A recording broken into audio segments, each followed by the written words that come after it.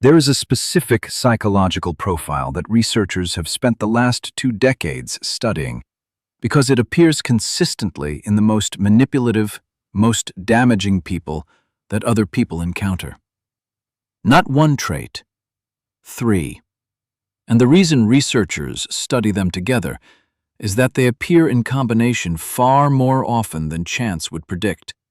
And when they appear together, something qualitatively different emerges than any single trait alone would produce. This profile is called the Dark Triad.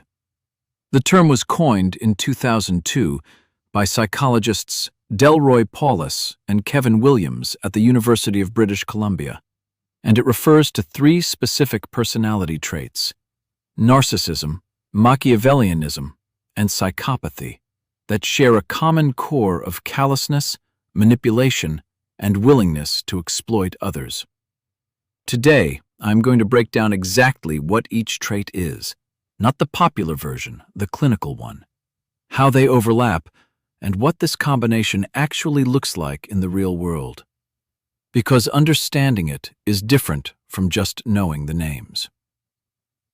Narcissism, in clinical terms, is not simply arrogance or self-confidence.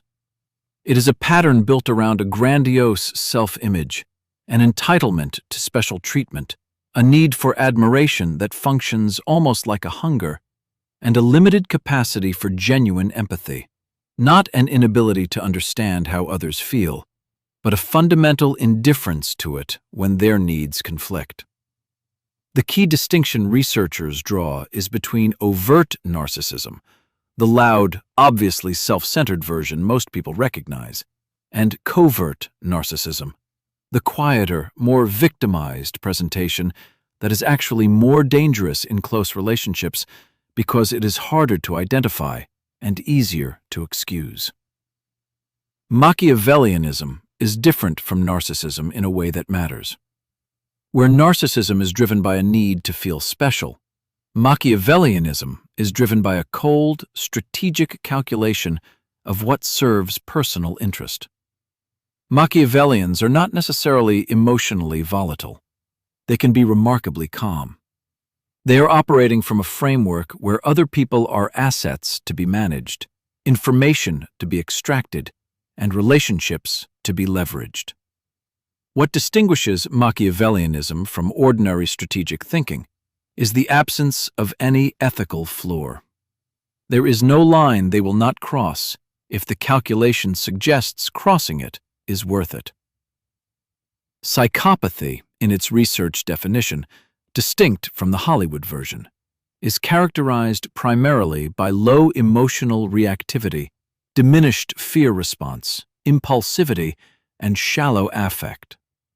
The classic image of the cold, calculating psychopath is actually more accurate of Machiavellianism. Primary psychopathy is more accurately understood as someone whose nervous system literally does not produce the emotional brakes that stop most people from harmful behavior. When these 3 appear together, the result is someone who needs to feel special, will calculate how to achieve that without ethical constraints, and has a reduced neurological capacity for the guilt or fear that would normally create consequences. What Dark Triad people look like in real interactions is not what most people expect. They are often exceptionally charming in early interactions. They read social environments accurately because reading environments is instrumentally useful. They can be highly successful professionally because ambition without guilt is competitively useful in certain environments. The signs appear over time rather than in first impressions. Relationships with them tend to leave people feeling confused about what happened. There is a specific quality to the disorientation, a sense that the person you thought you knew and the person who actually exists somehow cannot both be real at the same time.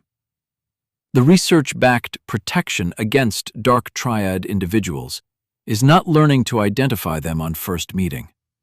That is extremely difficult and rarely reliable. The protection is paying close attention to patterns over time. How do they treat people who can do nothing for them? How do they speak about people who are not in the room? What happens to their warmth when you stop providing what they need? The pattern is always there. It just requires enough time and enough observation to become undeniable.